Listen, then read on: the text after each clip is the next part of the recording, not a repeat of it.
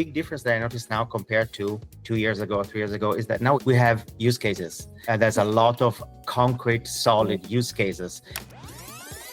I still go back to the source of truth that I learned as a kid. You always go back to the source of truth and make sure that it meets their needs. Very warmly welcome to the API the Docs podcast. That is now almost AI the Docs podcast. Because that is our focus. Surprise, surprise. So my two guests today, Anila and Marco, we're both personal friends and professional friends. With Marco, we have known each other for a very long time, starting from the Write the Docs community, like when we were younger. And with Anila, we have met recently, almost by chance, through the Developer Portal Awards, but it was friendship at first email, I believe.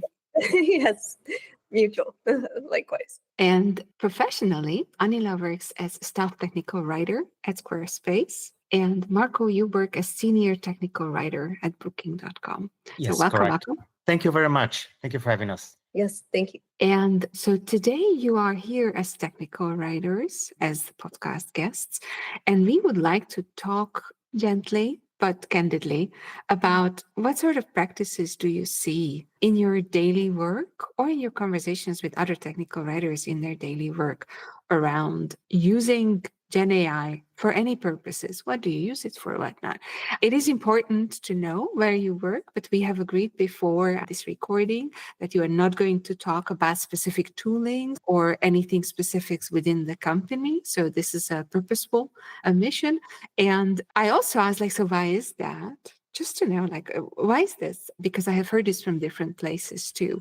And so this is an interesting new phenomenon that shows that actually, it's in such an experimental phase that naming even specific tooling is not yet. We're still thinking. Yeah. Yeah, pretty much. Yes. And how did you call that, Anila? We're still baking.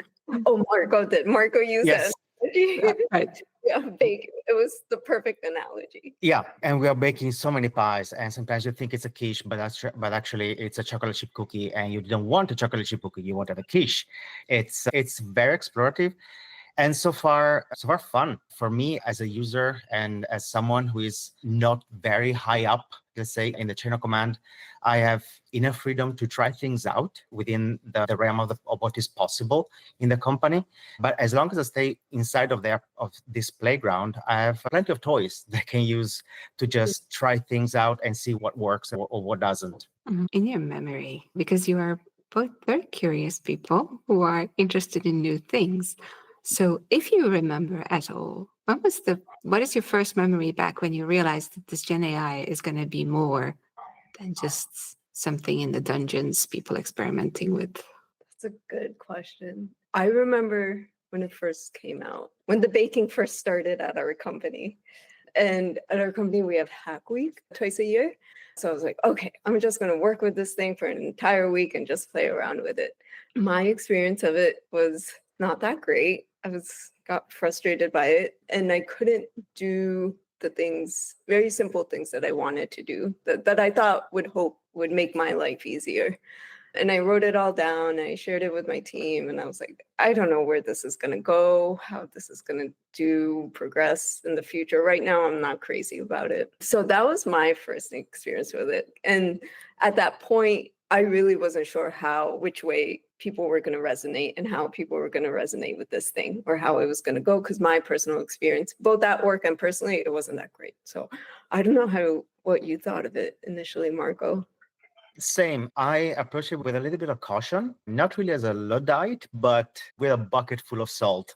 Yeah. And because they had just released ChatGPT out for public use, and of course everybody was using it without any clear directions. It was from, whoa, what shall I wear today? To give me a full-fledged presentation about this product idea, this product feature that I need to present, blah, blah, blah. And even though everybody was completely in a hype, nobody could really tell you how it was really helping them. So how is it that this thing is really helping you? But that was a red flag for me. If you're using this thing that is supposed to be super good and is supposed to turn you into a 10x in no time or overnight, and you don't really know how it's helping you, how can you gauge it? How can you evaluate and assess it? Yeah, I think I remember early on talking to friends about it, and I remember that to me, it felt like most people were using it as an oracle of sorts. Yes, And I think that's how they were approaching their first experience with it. It was like this divination tool. yes. I bring offerings. Like, offerings, tell me something. And so I think with that personal experience, or like I myself use as a divination tool, but it was fun. It was fun. And then taking that at work and not using it in that fashion, it wasn't doing the things that I thought it could help me do. And so I put it to rest. And I was like, okay, I'm not working with this right now. And then 8 months went by, and it was wild how in 8 months, the change, even personally in ChatGPT, the output and how people are starting to use it and how people are really, like Marco was saying, using it in their everyday lives, it started changing. And I just could not believe like how much it changed in 8 months. And I don't know, when was the switch, Marco, for you? Like when you realized that it wasn't just, when you were like, oh, I could use this in X, Y, and Z, just personally and at work. Yeah, for me, it's actually relatively recent. I would say more or less since joining Booking. I would say they really encourage to use AI. And the big difference that I noticed now compared to 2 years ago, 3 years ago, is that now we have use cases. There's a lot of concrete, solid use cases. Yeah. And even if you don't really know where to start from, you can just do a quick search with maybe Perplexity or ChatGPT or Claude or just Google, and you will find something that inspires us. Okay, I could use it for this. This has been really the tipping point. In the beginning, people used it indeed, as Anila said, like this oracle, without really having an idea what it could do. And now some companies also have become more proactive in sharing knowledge, making sure that people become better educated and more literate at using it, because I think that it's really a form of literacy, like computer literacy or like being able to write and read. Yes, I totally agree with that. Like we were talking earlier, like the 101 courses on this stuff. I'm hoping there are more courses like that, like how to really use it in your everyday life. I think when you start using it in your everyday life, or like you're just more curious about it, then I think those skills transfers at work as well. So I became more open-minded towards when my switch happened, when personally I got tired of looking for recipes for something, and I was like, oh, I'll just ask this thing to give me a recipe. And I was like, wow, maybe I should try it out at work more. So that was my experience. For me, it was my driver is laziness. I'm a lazy person. And I put together my natural inclination to avoid things that I don't particularly like doing with Marie Kondo and her concept of does this spark joy? So does this task spark joy? If it doesn't, I try AI, because it's something that I can at least not completely delegate, but I can push it to there and see what happens. And now it works for me. I use a terminal that has built-in AI, and I've become so lazy. I don't even type ls to say I want to check the directories inside this thing, and then machine will type 2 letters and do it for me. Like voice command.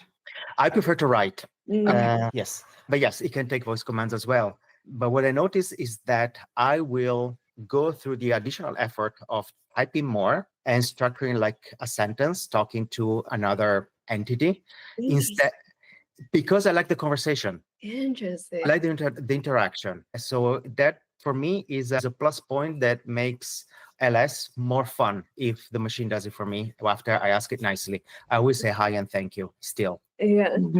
That's so interesting. I find myself getting lazy when I'm using it at work, and personally, I start getting, my grammar is awful, my spelling, so many spelling mistakes. Like I'm just using few sentences, and it's still, and I think this was a change in the past 8 months. Like it still understands what it is that I'm trying to say, even if my grammar is not that great, or if I have spelling mistakes, or I'm not being precise in my words in my prompt. And I really like that, because I think initially when I started using it, you had to be very precise in your prompts in order to get the output that you wanted. And I found that really exhausting, because I was like, if you're going to make me have a conversation with this thing, then you should expect one word answers sometimes. Yes. But that switch, and I think that made me want to use it more once I realized that it could interpret the intent of my thread for the output that I wanted. That's Yeah. the key, right? Yeah. Yes. If I know the exact question, then hello, Google. Yeah. It's Yeah. I would like to describe my problem. Yeah. Yeah. Yes. Yeah. And describing the problem is also really moving along a slider. I notice sometimes I start with, I would like you to help me create this and this. Is, for example, helping me code because I'm not a coder, but I believe in the power of vibe coding because I don't know how to code. So I will take anything. Yeah. I would take anything that looks amazing. But I started initially giving almost what is a product requirement document. I want to develop this feature. I'm using this language and this stack and this stuff. And it ended up being a long prompt with requirements, with the definition of the target user, with risks.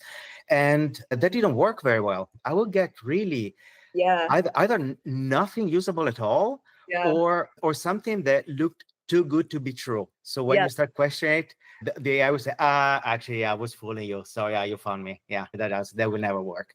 And indeed, making shorter prompts and iterating seems to yield much better results. I get stuff that works now, which is one step further from not working at all. That's my experience, like to the T. It's like very specific long prompts or like a sweeping project of some sort or like a guide, or if you want it will, or even, I don't know, there was a big project, like I was trying to create a large information architecture, like reorganize a bunch of docs. And it went into this loop of nonsense. And I was like, okay, this is not working. And I know that Tom Johnson, he's a leading expert industry tech writer. He also mentions that quite a bit in his blog post about it. You use smaller prompts, which I think go back to the look and feel that all these companies are trying to buy for. They want like a natural language conversation between you and this thing. Yes. And we don't talk in monologues, thank God. Some people do, but some people do. But yeah, that's been my experience. But I think, I don't know about you, but I think at work, what I find it most helpful is, especially as a tech writer, and I was mentioning this to my teammate too, that if you're not familiar with a piece of technology, like most technology is already out there. There are services, databases, and most technology is already out there. And as tech writers, sometimes we need to have that high level context of existing software systems to better document. And I think AI really summarizes things that are already out there in a very clear, you could read 10 articles or 10 blog posts or something, but now this thing just condenses it in a few paragraphs, which is so helpful for getting system level or high level system context on some of the things that we have to document. I use AI for that repeatedly at work. Same. I use it a lot for summarization and to get started with stuff. I have some information that you just wrangle and put together after herding cats, bribing people with cookies, Jira tickets, and 15 other different locations. You end up with this mound of unstructured stuff. You put it a little bit together, and I feed it in the prompt to say, hey, can you make sense of this stuff and make a table or a bullet list? And I end up also asking, so how should I write about this? Yeah. And that almost become like peer writing. Yeah, peer programming, but yeah, peer writing, right? It's totally peer writing. It's almost like the editor, especially, God, I remember I've had jobs where I was the only tech writer. If you're the only tech writer at a company, this is going to help you so much. And I've wanted something like this as an only tech writer, to like a peer writer. It's like an editor too. And then amazing. And also as tech writers, I think it makes us better informed about technology that we might not be in the weeds in. Yes. And then it facilitates our conversation with engineers much more quickly. Yes. It's wild. Just like last week, I wrote a guide for an engineering team, and like I'd say 3/4 of it was on my own through the peer writing from AI because the engineers were so busy with their work and stuff. So I don't know. Yeah, one usage that I try to do, I don't really know if this is actually effective or not, is to turn my peer writing AI into the bad cop, to find flaws or potential pitfalls on just bad writing in my articles. So I ask the chatbot to be critical, say, hey, do you see anything wrong here compared to the reference that I'm putting in the context window? Do you see any pitfalls, or is there any circular reasoning? Or if it's a procedure, do you see, try to go through this procedure step by step? Is there anything missing, for example? Do you get blocked at any point? Yeah. And sometimes it works, sometimes it doesn't. Yeah, it's not perfect. No. It is. Oh boy. The things that I thought it would be perfect on, I am shocked at how imperfect it is. Oh, can you give an example? Oh, so same thing for the information architecture. I think I had 123 files. So I said, okay, I want to group it like this and this. These are my files. Organize them under these categories. So it did it. And then I said, I'll put everything in a tree diagram. Wonderful. The tree diagram looked amazing. And then my higher self was like, Anila, you should count how many MD files are in this tree diagram. Just put it in a text editor and do a find on .md. And then the original had 123 files. And then the AI output had, I think, 128. And I was like, wait a minute, like where? Close enough. Yeah, I was like, where are these files? What files are you doing? What are these files? So suddenly I was like, for 2 hours trying to figure out like, this like files. It just created file names out of the blue. Out of the blue, it just created file names. And it didn't mention that it did that. If my higher self was working that day, I don't know if I would. Yeah.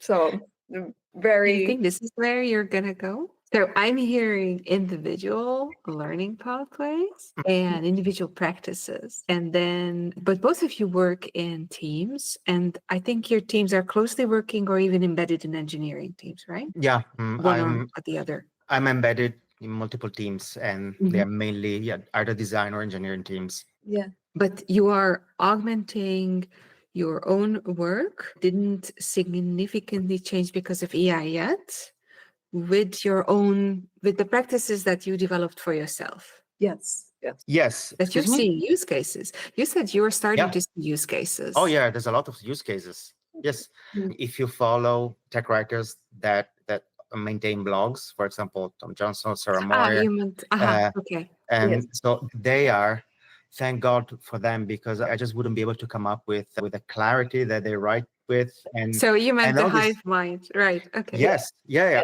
I try to use the hive mind. And also at work, we talk a lot.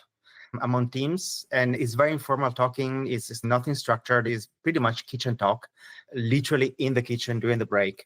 And that will be the spark that maybe initiates, let's actually have a proper meeting to discuss this together and see where we can move. So we're trying to find ways to establish pathways that are not just short procedures that fix my own problem. For example, I need to do this summarization, or I need to come up with a new idea for an article, but that actually can become more complex workflows that multiple teams can adopt. Yeah. This is the next step, probably. And this is where things get more professional, right? Yeah. So there's when you mentioned, Marco, before outside of this conversation, that like building an agent is one thing, building an entire platform of agents being herded in the right workflows inside a company is the thing. And then Anila, you were referring to, amazing things, but then good luck reviewing. And that there are hints of notions that this might be partially what technical writing work will largely be of get herding AI work and making sure it doesn't go off the rails that have been defined. Do you see this happening yet? Starting to get there. Actually, Fabrizio Ferri Benedetti had, I'm not 100% sure if he wrote an article about that, but I'm 100% sure that he had a talk that is available on YouTube about owning the prompt. I think he has an article about that as well. Yeah. And he's one of also the blogs that I follow avidly, and I'm a shameless copycat because he has really good ideas. Why should I reinvent the wheel when there's a fantastic wheel out there? So owning the prompt is something that tech writers need to do. And we need to be the ones, not because it's our precious, but because we think differently than other roles. We think different than engineers. We think different than product owners. We can be the bridge between the requirements of a product owner and the incentive to solve a problem that engineering has, and actually how to phrase that in a way that is actionable by an AI agent in a way, and in a way also that doesn't produce undesirable side effects. Something that I think we should be getting started with is thinking really about guidelines for general AI usage within a company, but also guidelines and guardrails for the agents themselves. Hopefully, in big companies already have guardrails and protections in place for the AI and for the LLM, for the language models that they run and maintain. But this is something that needs to become practice also when you build an agent to do some stuff, to automate some tasks, or to make a pipeline more efficient. You can't just give agency to this thing and then hope that it will understand if an action has positive or negative consequences. Yeah, I think for me, which I think last time I mentioned, a famous nonfiction essayist writer, she had an article about AI and ChatGPT. And in that article, she was mentioning, I think what she was saying, essentially, these things are robots. And so for me, I'm constantly reminding myself, like, I was like, oh, this is a robot, and I wanted to do this and this. And so I think sometimes I feel like in our conversations with this thing, we forget that, like, the agency is still on us. It's not on the thing that it's like, ultimately, we're still, the agency resides within us over this thing and how we interact with it and how we use it. But personally, I think I'm still in that space where I do feel like it's still, for me at least, I still see it as a tool within my workday and within personal life and for recipes and stuff. But it's only because I guess, I don't know, it's still, as a person, I don't want to give up that agency. So I think that when people talk about AI and stuff, I'm just like, and I hear people getting frustrated by it. It was like, why are you giving up that agency to this thing? And I think that in itself, when we're reminding that essentially this is a robot, that's when the guardrails naturally come in that you were talking about. So I don't know, it's interesting. But I do, what Marco was saying, I do feel like there should be like classes on the type of things that are possible when you work with this, and that type of output that can be generated from this thing. Because I think sometimes people just don't know. No. Like the tree diagram, even something as simple as a tree diagram, I didn't even know that it could output that up until I read Tom Johnson's post. I was like, oh, I could use it to create tree diagrams. This is amazing. Like, it didn't even cross my mind that I could have it output things like that. So that's why, like, I'm so grateful for all these larger, more higher-minded people who are supremely curious about these things, and they're publishing these like insightful articles on it. Yes, exactly. I'm good at reading and picking up bits and pieces from here and there. So my knowledge is fragmented and very incomplete.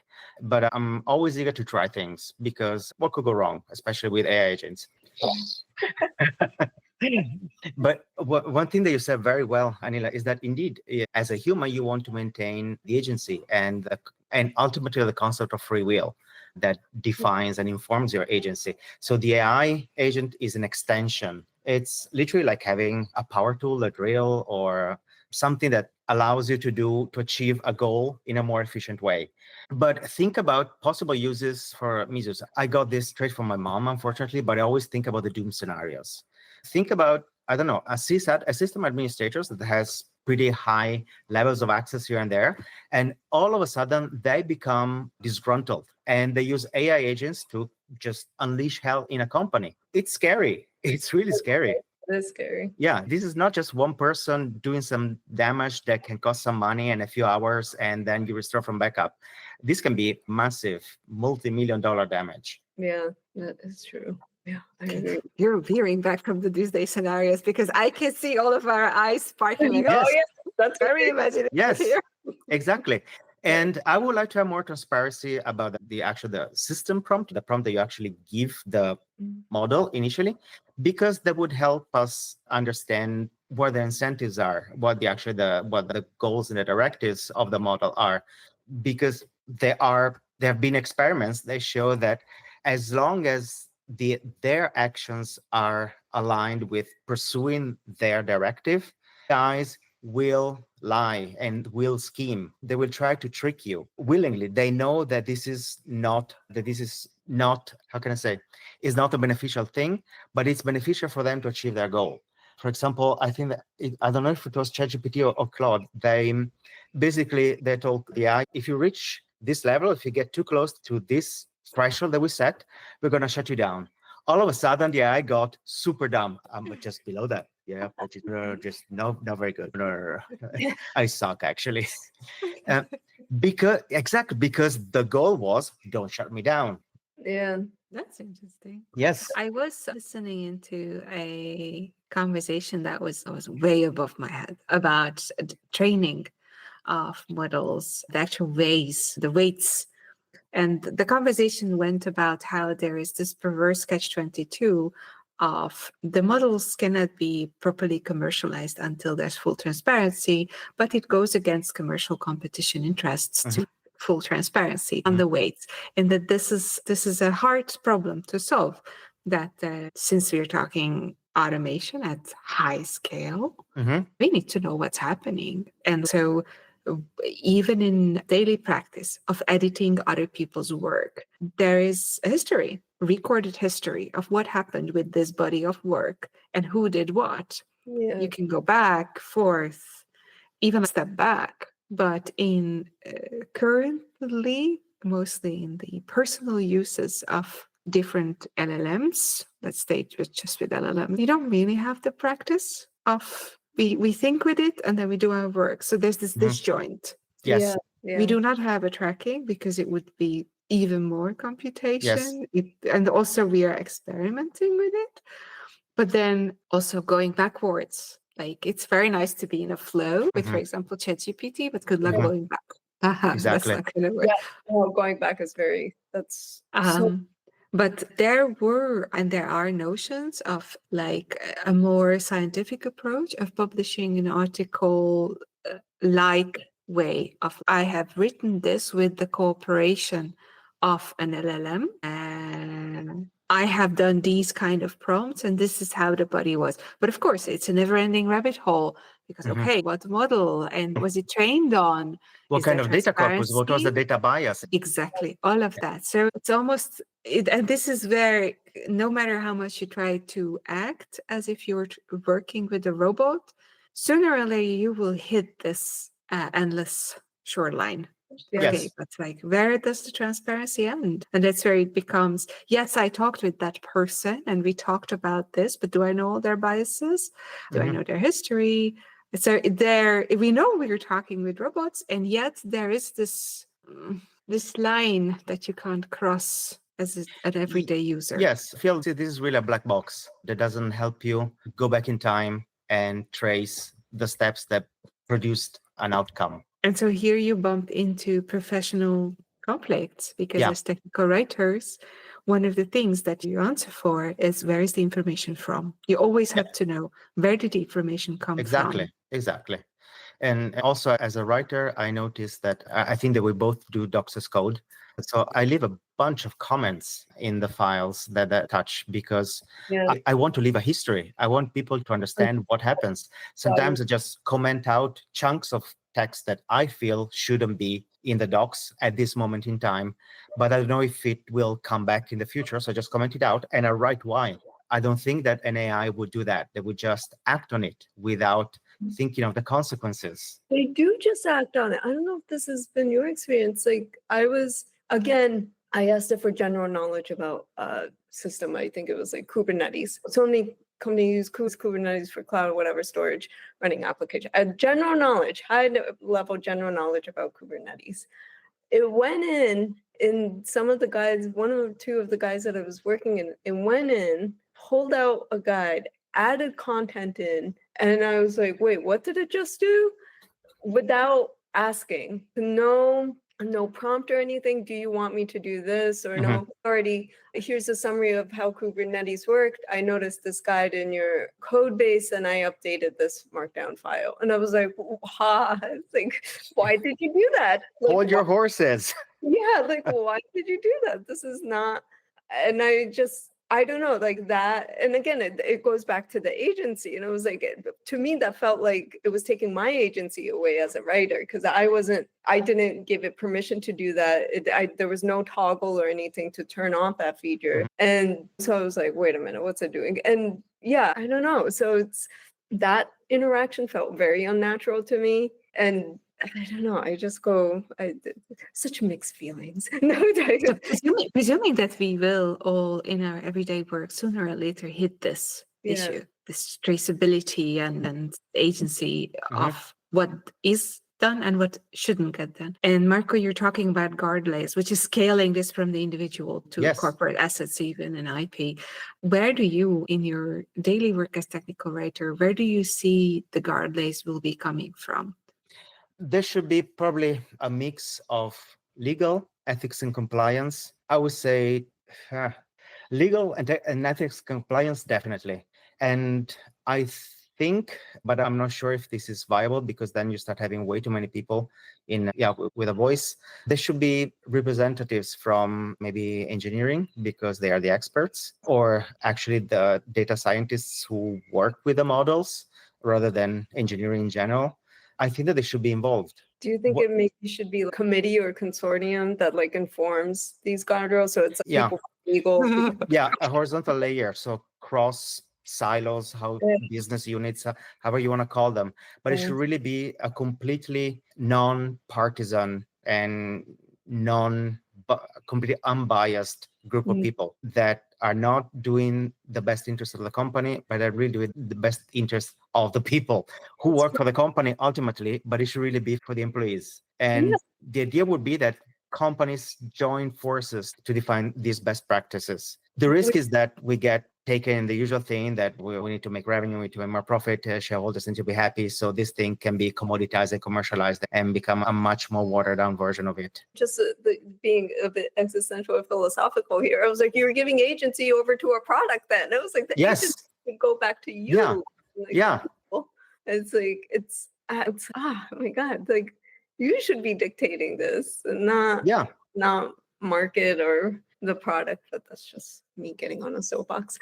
But it's a very good soapbox, because this is the time that technology has become mature enough to actually really do stuff, and do stuff that has actual impact, and also then to do damage that has actual consequences that can be really damaging for people or entities. Yeah, I completely agree. But yeah, that's where we are now, no? Yeah. It feels like this is where we pause now. Okay, the potential. Now take a pause. Yeah. It should be how it feels. It should be the moment where somebody comes in and says, Isaac Asimov, the 3 laws of robotics, we should start thinking about that. Here's the book, just read it, and then we get back next week. Of course, it's exciting that we have these improvements and that things are improving so fast and so well. I started using Claude Opus 4, and it is much better than Sonnet. It is less happy-go-lucky. It is more, it has a toned down empathy. It's nicer to converse with, and it's easier to stay focused and to stay really on track with the task or thing that you want to solve or tackle with the AI. Maybe I'm still in the honeymoon phase where it's the new thing, so it's amazing. But I noticed that with respect to the previous version, it doesn't meander as much, and it doesn't come up with stuff that is super amazing the first time, but as soon as you question it, it's not amazing at all. It's actually pretty bad. Which was one of the things of Sonnet, for example. Hey, this code is amazing. Are you sure? No, it's really bad. 180 degrees. All of them do that. The ego boosting. I was like, yes, tone it down. Exactly. I know I'm awesome. It's a little less. And this is the time where it would be nice to have to start formalizing, standardizing practices.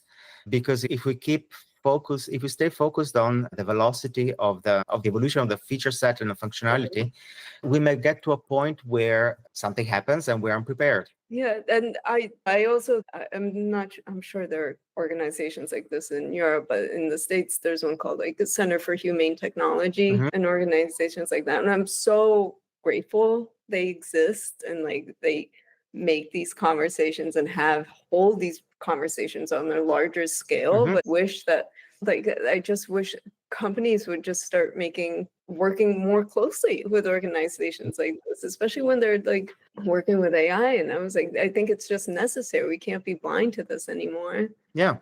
And I understand it's a pain in the rear, but it has so much value. It will slow you down as a company a little bit, but you will be able to move much more comfortably and in a way that is much, much safer, not only for the people, but also for you as a corporate entity. Yeah. It's worth to put in the effort and the time now.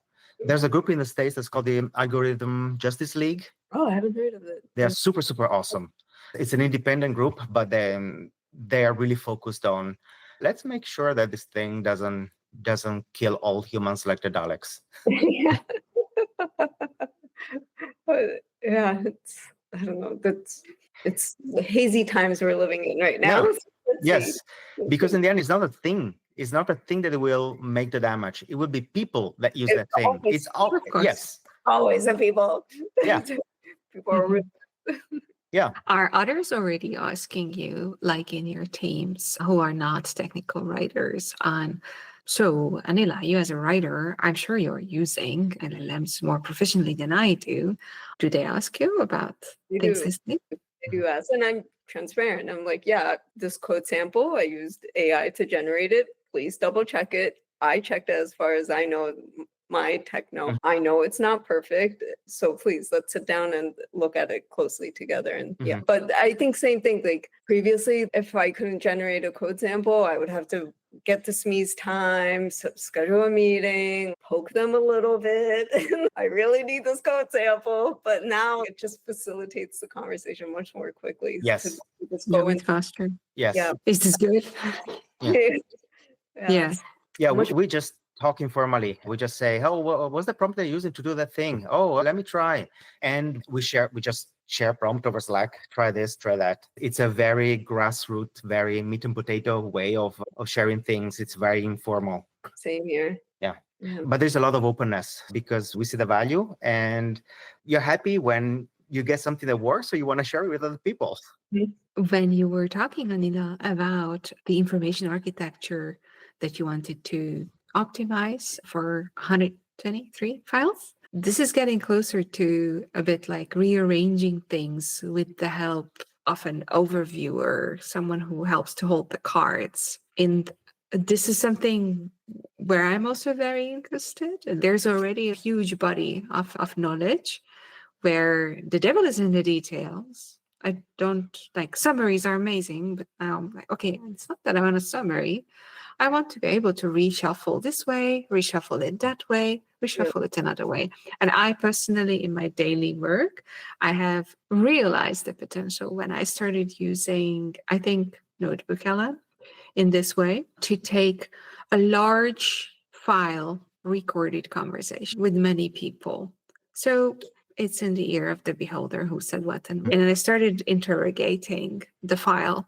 So tell me, what did this person talk about? What did that person try to push? Yeah. What was their intent? What do you think? How did the others react to that? How did they perceive that? And it was really interesting to finally be able to do this, almost like a Rubik cube, turning a conversation around. And because this is a large amount, it would have been too hard to hold in my head. You could a joke. It was many people too long. And that was extremely helpful. And although it is not my daily work, but I would somehow imagine that this would be a similar use case scaled up on like a larger body of knowledge that needs to be reshuffled and interrogated potentially in different ways, but it's just too much to hold it in your head. Yeah. Have you tried this, or do you see this coming your way? I have tried it. I've tried it like, take all this, fix it approach. It does not work well.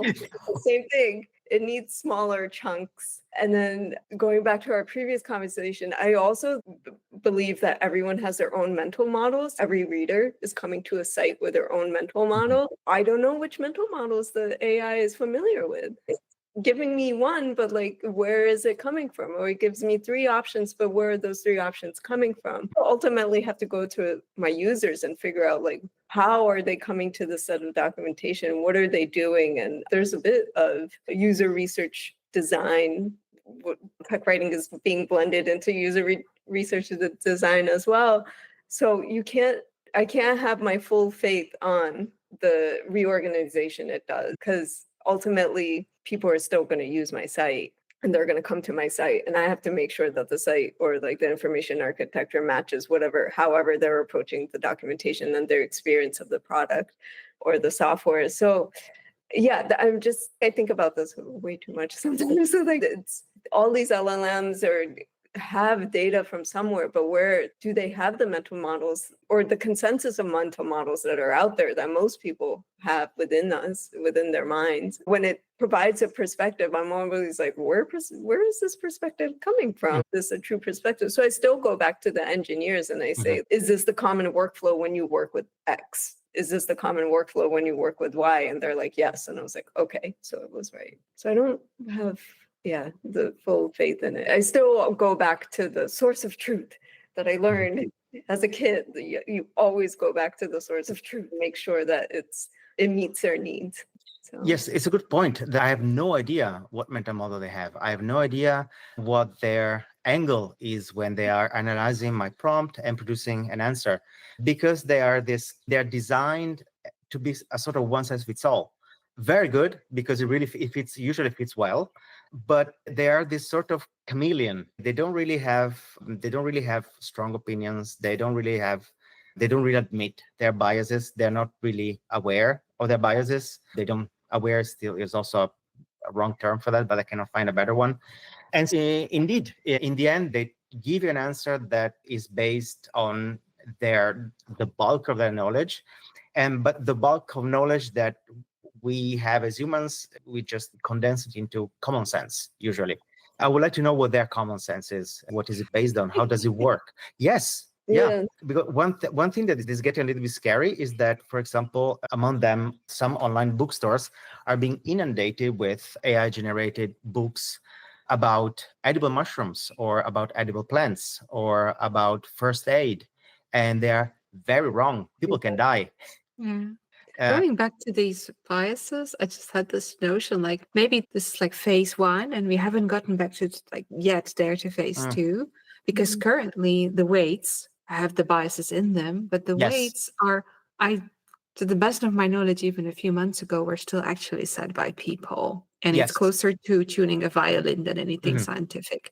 But imagine that I would have at my disposal, maybe not so transparently, but okay, now tune it for me. So a robot, tune this for me to have this and that perspective and this and that bias. I want this bias to be represented in what you say. Narrow it down to that. So reshuffle the weights, rearrange your weights to be explicitly like that. This is coming from Ruth Mullen. I don't know if you know her. No. She's more software architecture. I know her from the domain-driven design community. She works more from an architectural point of view. And she has a course that I think is a recurring course, which basically helps people to learn to think again. Yes. She has a collection of heuristics. So this kind of applied philosophy, if you put it like that. Thinking systems, but in software. But it directly applies back to anything really much if you want to be analytical about your thinking.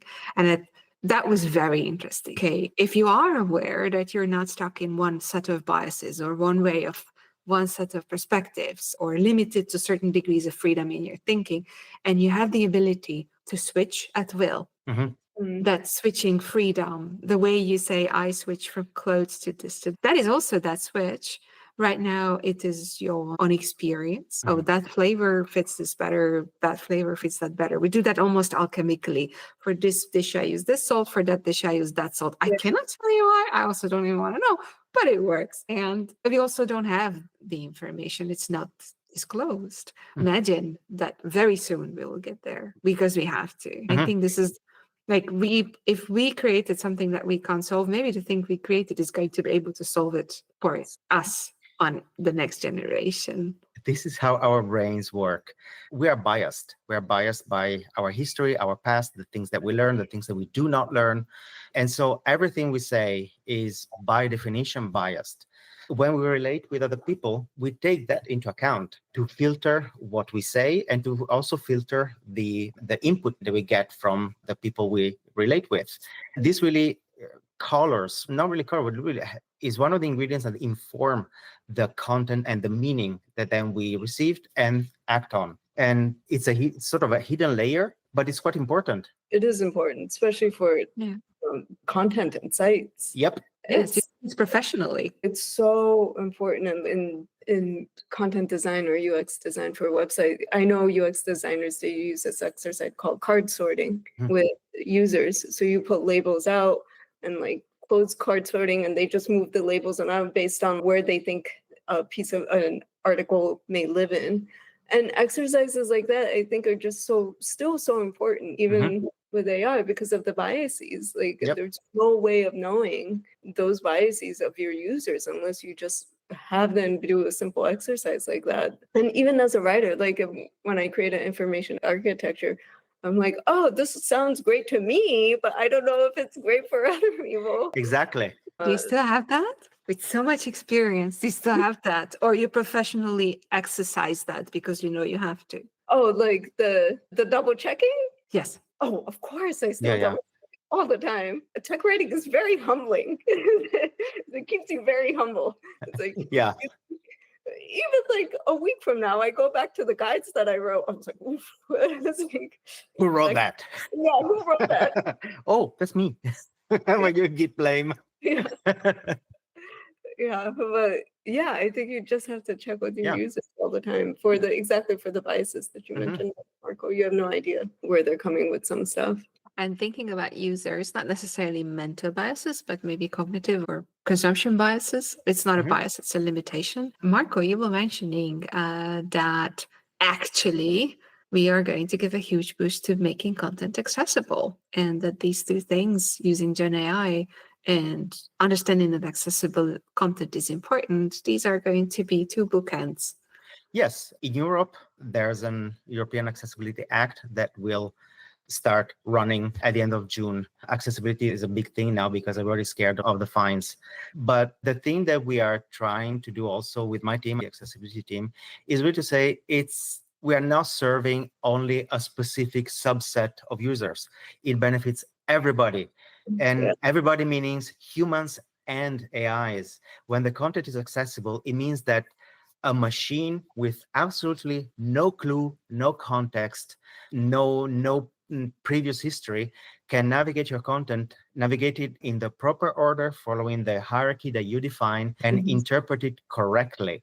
So accessibility means really that an accessible content is much more digestible and much better usable by AI. My hope, there's no research and I have no data, so this is a mix between personal hope and opinion, is that having this form of more structured content, using tags, using header hierarchy, using a way of communicating, meaning that is more structured, more predictable, can also help AIs to ingest and process information in a way that makes it more transparent for users, where we don't need to think, where does this come from? What is the reasoning behind it? What's the black box of weights and layers of neurons that process the information, where it should become transparent by design. Yeah. That you can understand that you get that answer or that you get that output because of this background content, because of the biases, because of all this knowledge that you can be able to trace back somehow.